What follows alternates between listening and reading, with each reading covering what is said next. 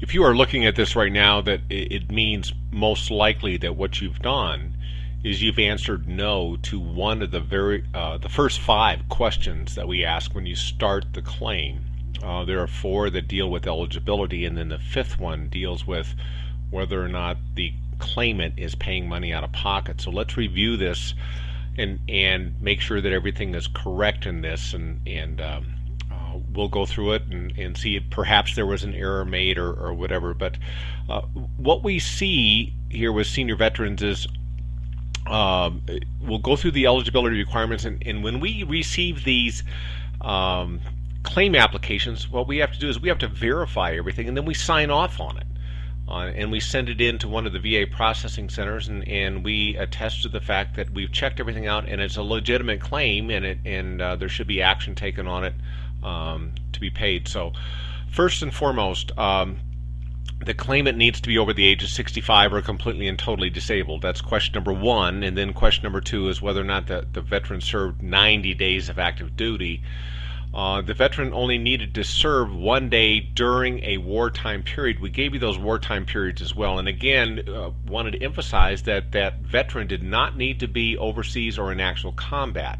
Just one of the days of their 90 days of active duty needed to be during a time of war.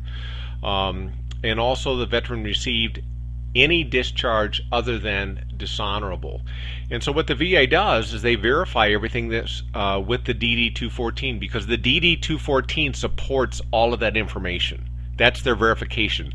If you think of it as an insurance policy, and that's what the VA is doing, they're ensuring that indeed all of these things took place and are verifiable. So everything they're doing is proving the claim.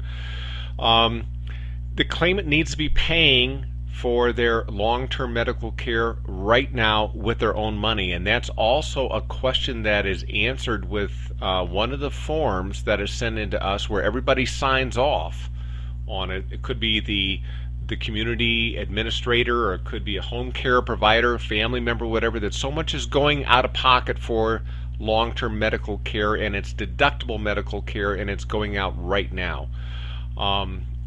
Then the physician's report. If there's money being paid by the claimant right now for their care, or if they're a resident at assisted living, memory care, licensed group home, or receiving care at home, there's virtually no chance, and I say that tongue-in-cheek a little bit, that the physician isn't going to support that.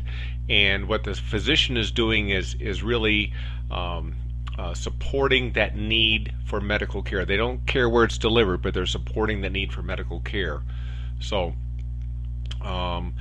this last piece, the income asset piece, we put it in here. It's the easiest requirement to meet, because the income and assets, assets can be repositioned.